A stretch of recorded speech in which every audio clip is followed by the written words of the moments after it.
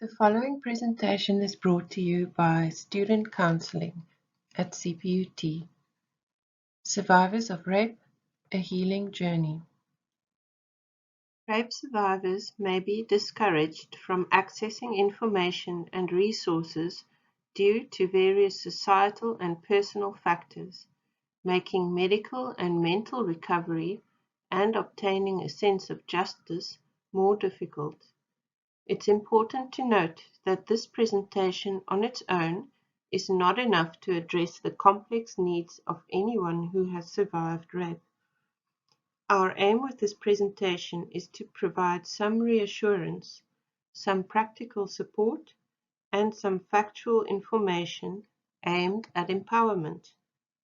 Good information, practical help, and strong emotional support is paramount to a survivor in navigating the immediate after effects and longer-term effects of rape. Having accurate information will also help family members, partners, or friends of rape survivors to assist in the aftermath of sexual trauma. Talking about rape is not easy. There's no soft way to talk about it without taking away from or denying the rape survivor's experience. If you feel unsure or afraid of watching this presentation for fear of being triggered, consider watching it with a trusted other. While care has been taken in how these topics are presented, they remain uncomfortable to think about and may prove to be upsetting for some. Control the pace of the presentation. Pause or discontinue if you need to. Each section of the presentation has been color-coded, enabling the user to skim through or skip a section easily if so desired. In addition, content on slides are minimal, with more detail provided on the audio recordings on each slide. If you are a survivor of rape and you do find this presentation extremely upsetting, you may want to consider where you are at in your own healing journey. It may be time to reach out to a professional in order to further access support as you work towards recovery. Here follows a brief overview of the presentation. It's important for rape survivors and the general public to have accurate information about the legal definition of rape and sexual assault. This section is highlighted in yellow. Also important is knowledge about our rights as human beings and rape survivors. The decisions and potential courses of action that need to be taken follow the experience of rape are also highlighted in different colors. In red, you will find the necessary medical steps to take following rape. In blue, you will find initial legal steps to consider in the aftermath of rape. In green, you will find steps to be taken for the mental and emotional recovery of the rape survivor. This presentation will aim to cover each topic in a stepwise manner. A list of resources and helplines will be provided towards the end of the presentation. Let's take a look at the legal definition of rape. Rape is a form of sexual violence in which the sexual act of penetration is used to intentionally hurt another person. According to the Criminal Law, Sexual Offences and Related Matters Amendment Act 32 of 2007, rape can be understood as when one person intentionally forces another to have penetrative sexual intercourse without their consent. It might be useful to better define consent. So the absence of consent includes instances where intercourse was obtained through fraud, deception, the threat of violence, or some other exercise of power over another person. According to the law, you're also not able to give sexual consent while you're very drunk, under the influence of drugs, asleep, or unconscious. According to the law, you're also not able to give sexual consent if you are younger than 12 years old or have an intellectual disability.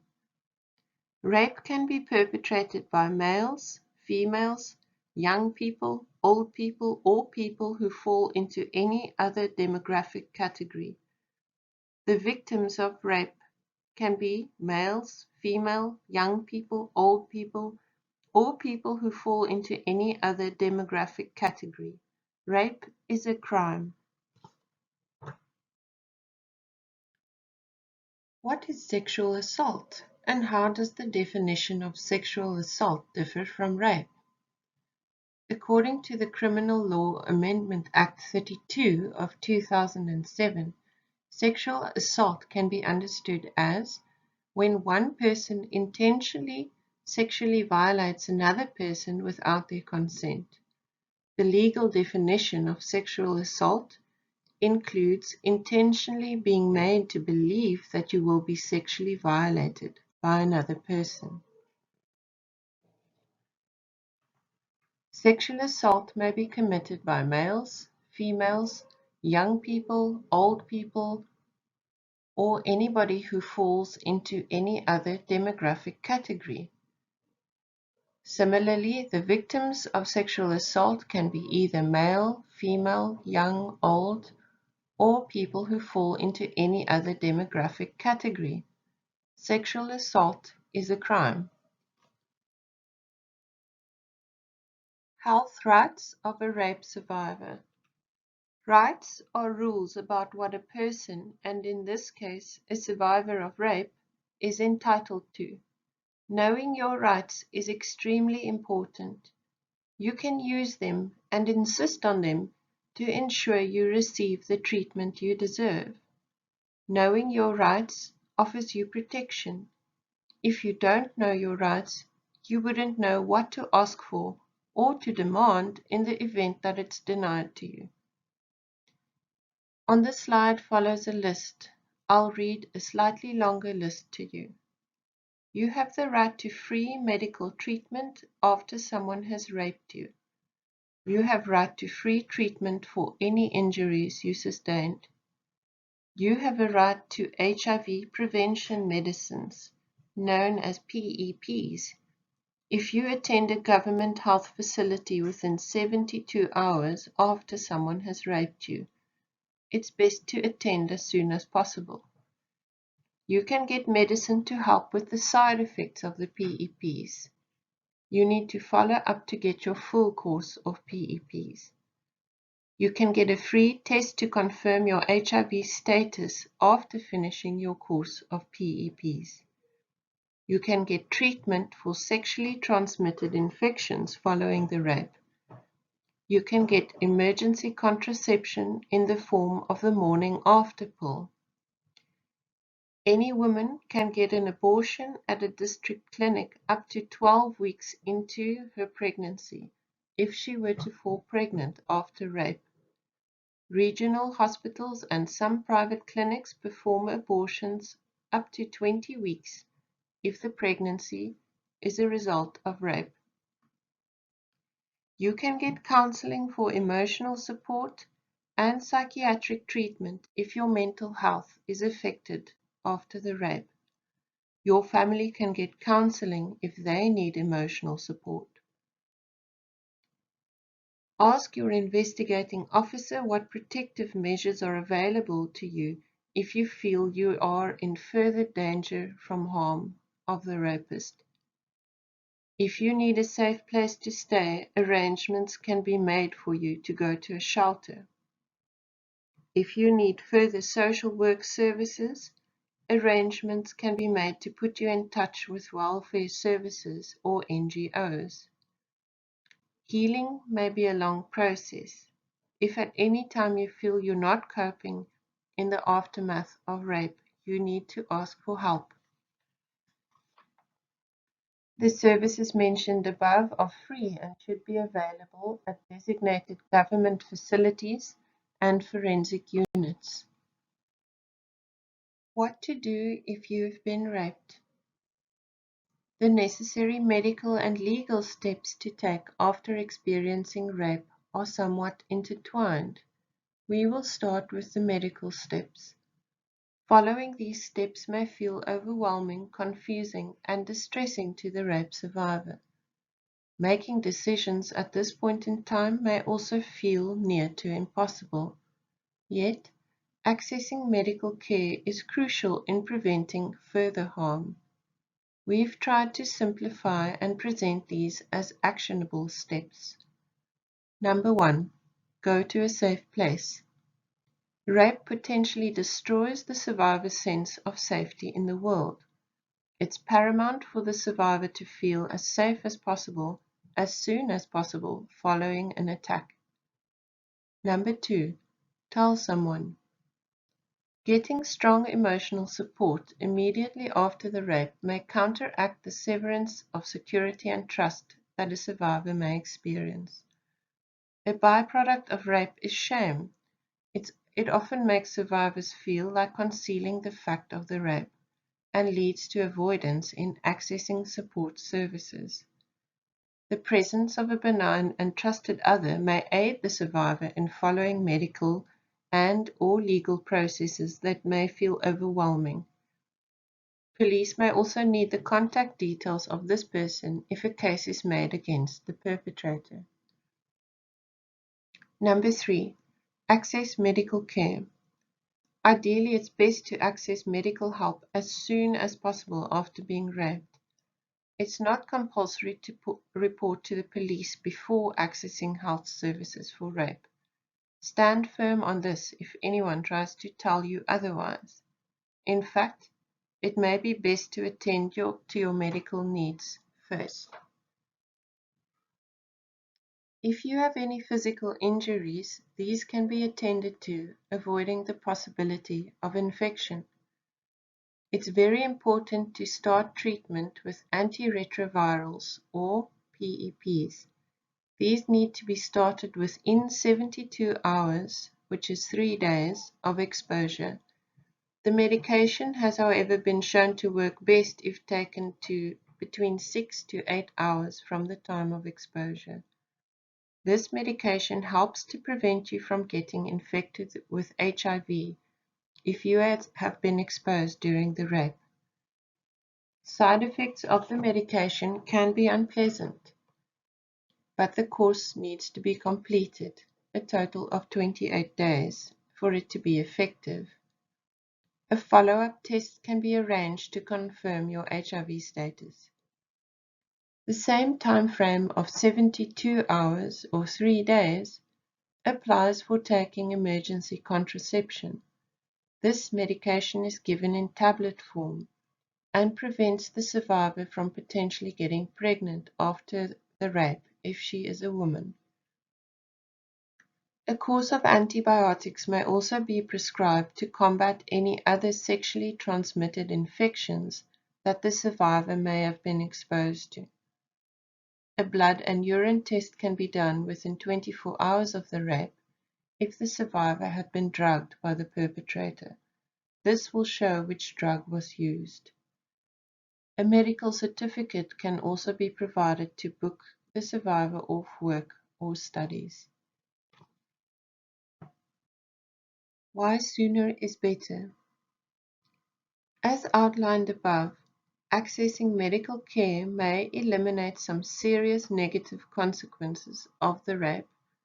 These consequences, over the long term, may potentially also complicate the mental and emotional recovery of the survivor, and preventative measures are therefore best accessed as quickly as possible. Considering legal options. The criminal justice system is the formal arena through which a rape survivor can seek justice for the crime committed against him or her, or where the survivor may gain some form of recompense. Engaging with the system and its processes may be intimidating, difficult, and, unfortunately, at worst, re-traumatizing. South Africa has one of the highest incidences of rape in the world, Statistics released by the South African Police Force indicates that someone is raped approximately every 35 seconds. Despite high rates, it's estimated that only 1 out of 20 cases of rape are ever reported to the police. The underutilization of these services speaks to the sensitive nature of the survivor's experience, a lack of faith in what the system has to offer, and instances of secondary victimization in the context of attempting to access services. Faced with the task of surviving and healing from the trauma of rape, careful consideration needs to be given to what the criminal justice system is realistically able to offer a survivor. Each survivor needs to decide for themselves which route to take, weighing up their well-being and the demands of taking legal action. If a survivor chooses to pursue a legal course of action, it is wise to be very well informed of their rights, well supported socially and emotionally, and willing to make demands on the system, as well as being flexible regarding the outcome.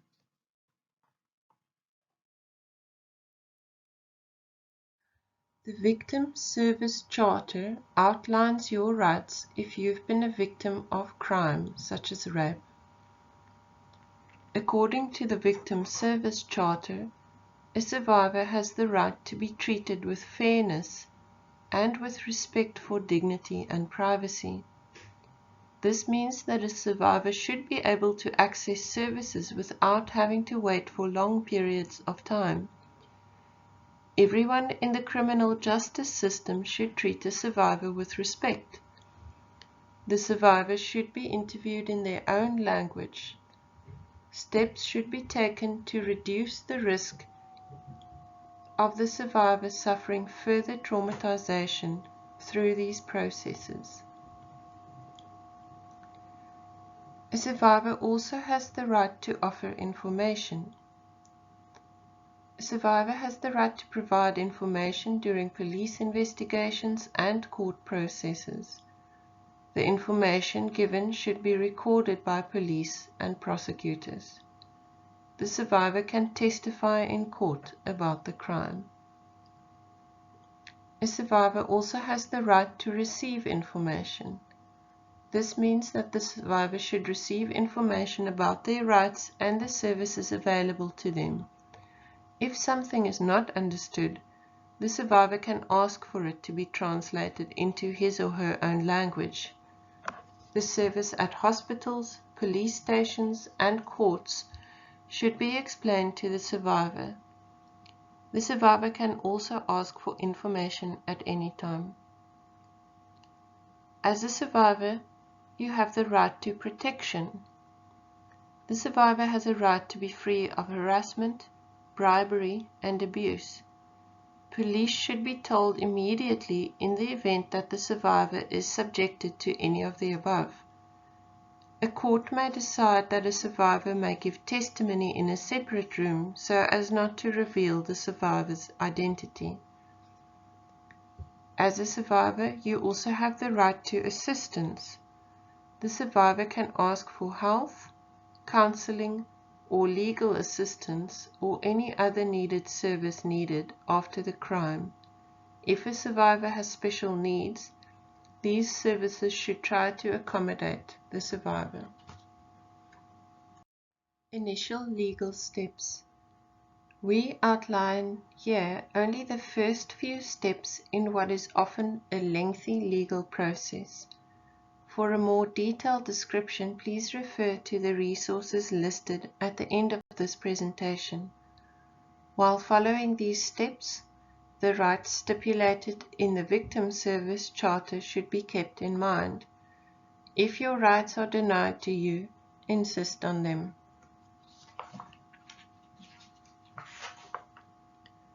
Reporting to the police. A survivor will be asked to issue a statement when presenting to the police after an incident of sexual trauma. The more detail you provide, the better. The statement will be written down and signed by the survivor as proof that the account is true to what happened. It's important to note that there is no time limit on reporting an incident of rape to the police. It's advisable to go to the police station which is nearest to where the rape occurred. Laying a charge. A rape survivor has the right to lay a charge against the perpetrator of the rape. No one should try to stop or dissuade you from doing this if this is what you have decided. Laying a charge means that in reporting the rape, the survivor also wants the police to investigate the case and arrest the perpetrator. Laying a charge does not cost any money. The police need to gather evidence which supports the facts of the case. Amongst the evidence needed by the police is the survivor's initial statement. Forensic examination. When laying a charge, the survivor needs to be examined by a clinical forensic practitioner within 72 hours or 3 days of the attack. This medical professional is trained to collect evidence after a crime such as rape. It should be possible for a known and trusted other to accompany you. The survivor needs to provide consent for this examination. It offers the opportunity for very strong links to be made between the perpetrator and the crime. The examination may be experienced as invasive and uncomfortable, but ultimately may prove invaluable in seeing justice prevail. The evidence will be stored until the perpetrator has been apprehended. The doctor's findings are presented in court. Some hospitals in the Western Cape house specialized units called Thuthuzela care centers, where such assessments are carried out. In addition, these units may offer additional services such as counseling. Thuthuzela care centers can be found at several hospitals in the Western Cape. Refer to the resources section at the end of the presentation for more information. Why sooner is better? Legal reasons. Understandably, you may not feel like making complicated legal decisions so soon after being raped. However, if you do wish to make a case against the perpetrator of the rape, it's important to preserve as much evidence of the rape as possible.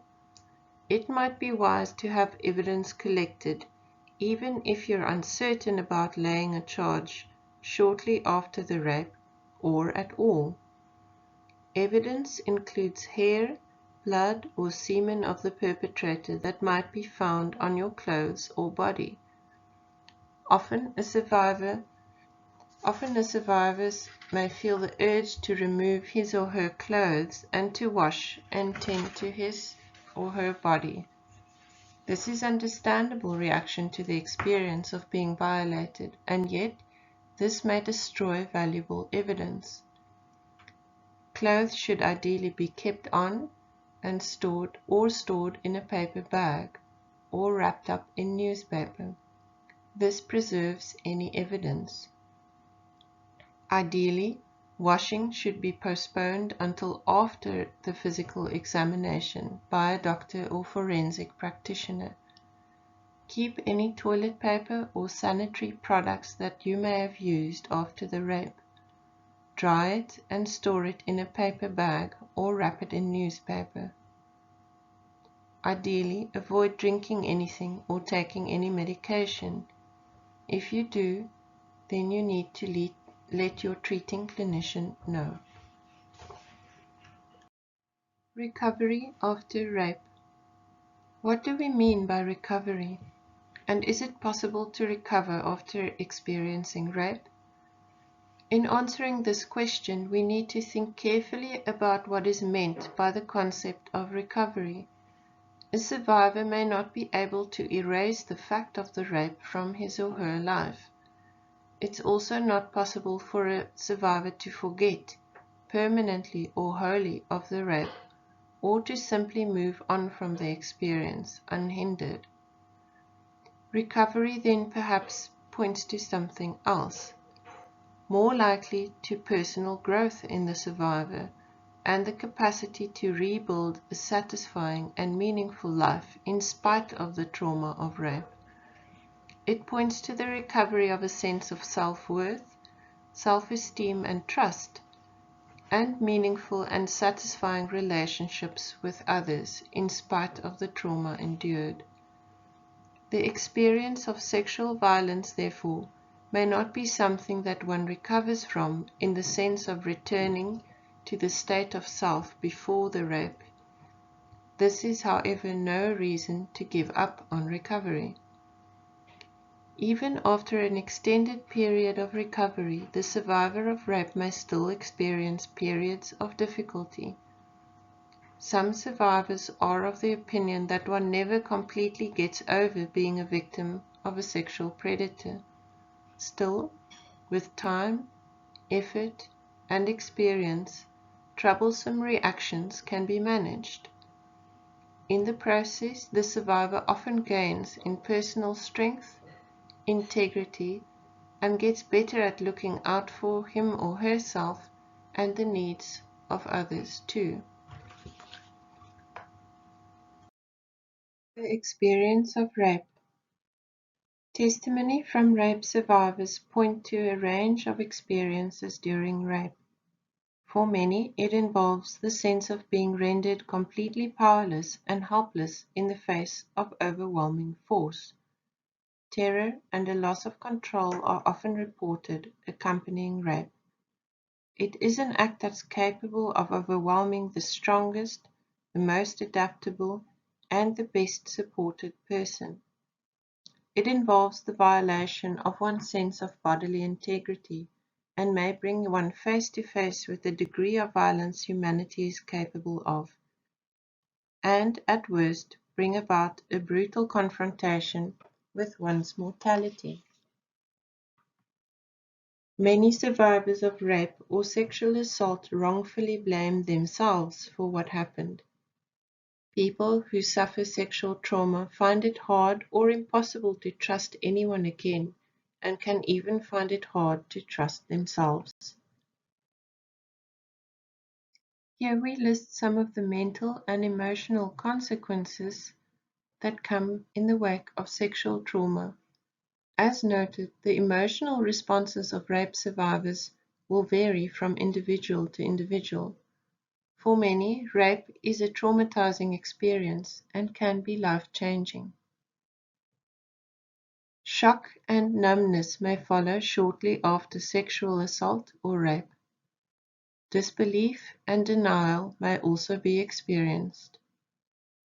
Emotional detachment, a sense of unreality, or the perception of oneself as unreal may also be experienced.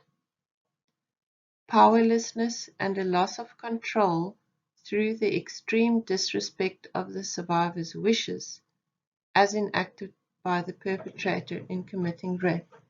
A sense of defectiveness and worthlessness often follows. Being overwhelmed, disorientated, and unsure what to do or how to feel is common. Shame and the urge to withdraw may be felt, as if the survivor's body and their person is something to be ashamed of. Shame may also inspire silence due to sex in general being a taboo topic in many cultural groups. Keeping quiet may feel like the only viable way for a survivor to protect him or herself from further harm. Guilt and self-blame may follow as a survivor grapples with the events leading up to the rape, questioning their actions, instincts, and judgment, and whether they may have inadvertently brought it upon themselves in any way. For the survivor, laying the blame on themselves may be a way of trying to feel less powerless. Self-doubt and low self-esteem are also common. Decisions that were made easily before now may feel extremely difficult and intimidating. Anxiety, fear, and panic is often experienced following sexual assault or rape. Survivors may feel chronically unsafe. Reminders of the rape may send a survivor into a state of terror as intense as the one experienced during the original trauma. The survivor may feel compelled to change his or her whole lifestyle in order to try and feel safe. A survivor may find that his or her concentration is impaired, and as a result, this may lead to difficulties in completing daily activities such as studying. Survivors may feel preoccupied with thoughts about the rape. Sleep disturbances and nightmares are also common. The content of dreams may relate directly to the rape, or the nightmares may convey the feelings felt during the original trauma. Changes in appetite and weight is also reported by some survivors. Low, sad, or depressed mood, rage or high irritability, and a tendency to lash out at others may be a feature of the survivor's experience. This is often paired with the absence of enjoyment and interest in things the survivor used to enjoy, along with thoughts of death or plans to harm him or herself. A profound sense of loss may be experienced. Amongst the things lost are a sense of safety and security, control, freedom, innocence, and trust. In the weeks following the rape, survivors may feel as though their life has been overturned. They may feel that the life and the sense of themselves they had may never be regained, and they may be wondering if life will ever be the same again. Frequent unwanted reminders and memories of the rape may be extremely upsetting to the survivor as they attempt to regain a sense of normalcy and control in their lives. Fear of physical contact and avoidance of it may also be seen. This is a self-protective method. All of the reactions listed above are normal reactions to a traumatic event. These reactions and feelings can be regarded as symptoms of trauma. Take care not to interpret feelings of shame, defectiveness, and self-blame as the truth about you as a person. Post-traumatic stress disorder, or PTSD. Psychological distress to a traumatic experience such as rape is understandable and expectable. The consequences of rape can be severe.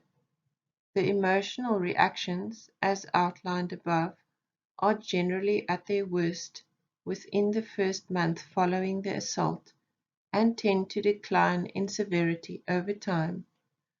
Under certain circumstances, however, involving multiple factors, a survivor of rape may develop PTSD. Some of these factors may include a prior history of trauma, a lack of social support, comfort and appropriate care following the rape, the severity or nature of the trauma, and trauma-related losses and poor coping strategies. Post-traumatic stress disorder, or PTSD, is a mental illness which is characterized by the development of characteristic symptoms a month or more after exposure to a traumatic event such as rape or sexual assault. Sometimes PTSD only manifests after a period of months or even years after the traumatic event. PTSD may manifest slightly differently in different people. Some of the core features, though, necessary for diagnosis include the following: distressing memories, dreams, and flashbacks of the rape, and strong physical or emotional reactions to reminders of the rape. Attempts at avoiding any reminders of the rape in the form of people, places, conversations or thoughts, feelings and memories of the rape. Negative changes in the survivor's mood, thoughts and beliefs. This includes a potential lack of recall for aspects of the rape. The survivor may find him or herself withdrawing from activities and people and may report feeling distanced from others. Changes in the survivor's level of alertness and tendencies to respond to situations. This may include the sense of constantly being under threat, reckless behavior, irritability and rage, difficulty concentrating, and sleep disturbances. PTSD is very distressing and it is also impairing. This means that it's likely to affect the sufferer across many or all areas of his or her life. Efforts to cope with the symptoms of the disorder may lead the sufferer deeper into distress, such as numbing through the use of alcohol. PTSD responds to treatment in the form of counseling and/or medication. Social support is crucial in the process of recovery. This can take the form of supportive connections to family, friends, or other trusted individuals or community organizations. Please refer to the list of resources below in accessing help if you suspect you may be suffering with PTSD. Phases of recovery. Recovery is sometimes described as following particular phases. Movement from one phase to another might not be linear. In the acute phase, in the first hours, days, or weeks after the rape, a survivor is likely to experience fear, rage, shock, and disbelief. A survivor may appear dazed and numb or distressed. This phase naturally resolves into the next, which is the outward adjustment phase. This phase involves denial of the rape and its impact on the survivor. The survivor is trying to find reassurance in his or her ability to carry on with everyday life. During this phase, a survivor may be resistant to accessing help or talking about what happened. The next phase is the integration phase. Amidst growing distress, anxiety, and/or depression, a survivor may express the wish to share his or her experience. This might be motivated by worry about being unable to cope in the aftermath of the rape. Impairment may be a feature of this stage. It is appropriate to seek counseling at this stage, as this phase needs to be worked through in order to get to the renewal phase. After working through the experience of the rape and the feelings surrounding it, the survivor enters the renewal phase. Meaning is made of the trauma. There may be an increased sense of safety in relationships and the world. Functioning may be restored to pre-morbid levels. The survivor may, however, still feel distressed and fragile at times. All of the survivor's needs have to be considered when working towards recovery. We highlight some of these needs in the next few slides and some steps to take to meet them. This list is by no means exhaustive. It may, however, serve as a springboard to further efforts on the survivor's path to recovery. It's important to remember that one survivor's path to recovery will not be identical to another's. It is also unlikely that recovery will follow a linear path. More likely, survivors may find that recovery feels more manageable at times, while at other times it may feel like a struggle or an unattainable goal. The role of psychoeducation. A key feature of the rape survivor's experience is one of extreme disempowerment. The perpetrator acted against the survivor's wishes for privacy, autonomy, and control over his or her own body. The survivor was violated and forced into a position of helplessness. The survivor therefore needs to create a restored sense of control and personal power. But how would this be achieved, you might ask? Safety and a greater sense of control can be found in accurate information. Reactions to rape and other forms of sexual trauma are well documented. Accurate information may help a survivor to frame his or her seemingly out of control feelings as expectable and understandable reactions to an experience of extreme violation. This may reduce the shame felt around these reactions and may help the survivor to make appropriate decisions about accessing care. The ability to make informed decisions constitutes an act of empowerment. In the context of accurate, comprehensive information and careful reflection, the survivor can resume control over the direction and pace of recovery and his or her life. Another aspect of recovery, healing relationships. Healing cannot happen if the survivor stays isolated. For many survivors, this may feel like the safest option, however. Rape serves to destroy a survivor's sense of connectedness with others. It sows distrust in relationships. Another key task of the survivor then is to form new, safe, and nurturing connections. In the context of healing relationships, a survivor will be able to cultivate the experience of trust, positive identity, a sense of competence and closeness. The survivor will be able to experience him or herself as an active agent in the context of the relationship, able to make and act on decisions in his or her own interest. In the context of healing relationships, a survivor's strengths will be recognized and encouraged. Further complications may present themselves in the reactions of others to the survivor.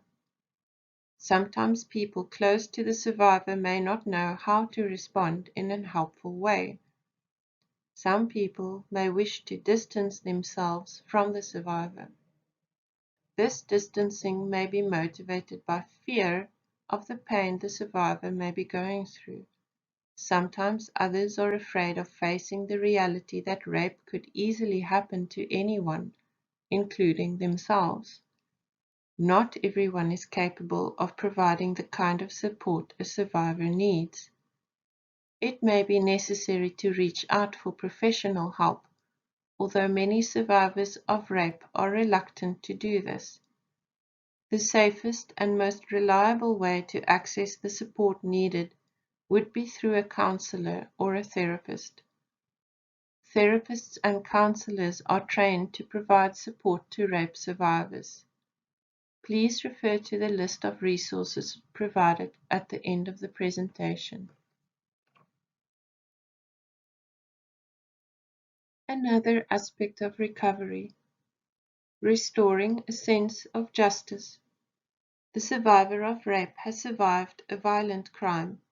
He or she may need this acknowledged and a sense of justice restored.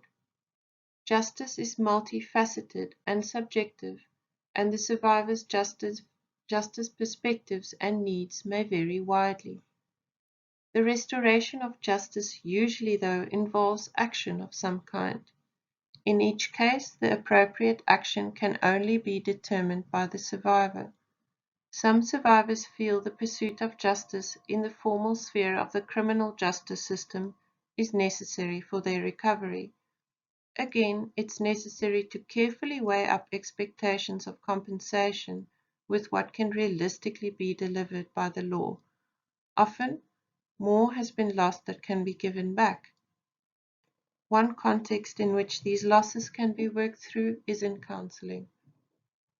Other survivors may act on their need for justice in other ways, such as engaging in advocacy work or reaching out to other survivors of sexual trauma.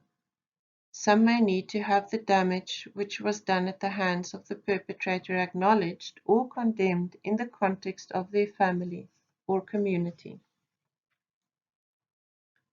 Although a survivor is not responsible for the sexual violence endured, he or she is responsible for recovery.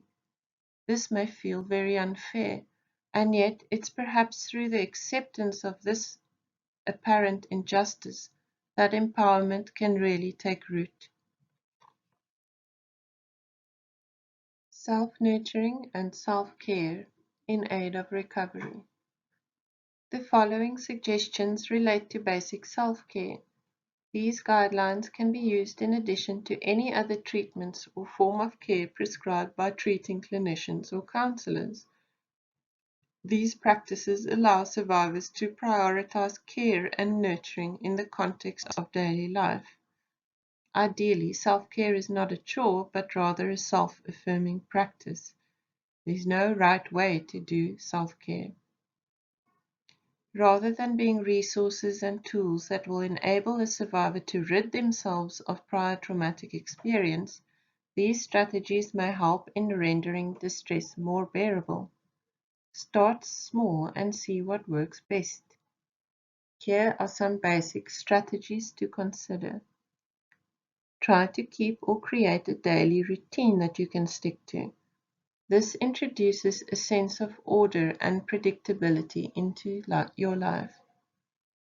Eat regularly and incorporate a variety of nutritious foods if you can. Incorporate some physical activity into each day. Prioritize sleep. If you struggle to sleep, build in some periods of rest whenever possible.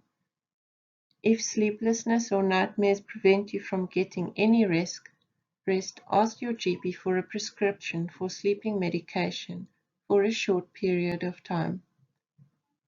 Be mindful of what you're putting into your body. Try to stay away from or omit caffeine, alcohol, and other drugs. Consider which actions or sensations you find soothing or calming. This might include listening to music, taking a warm bath, gardening, or reading. Keep a journal. It will help you to become aware of how you think and feel. Try to cultivate curiosity about the content and emotional quality of your thoughts. Are they largely negative? Does self-blame feature a lot? Or does thinking easily get derailed by reminders of what you experienced? Try to keep a record of what's going on. See if there are patterns to your thoughts and feelings. Do certain situations, events, and conversations bring back memories of the trauma you experienced? Read accounts of recovery written by survivors for survivors. Consider joining a support group for victims of sexual crimes and trauma.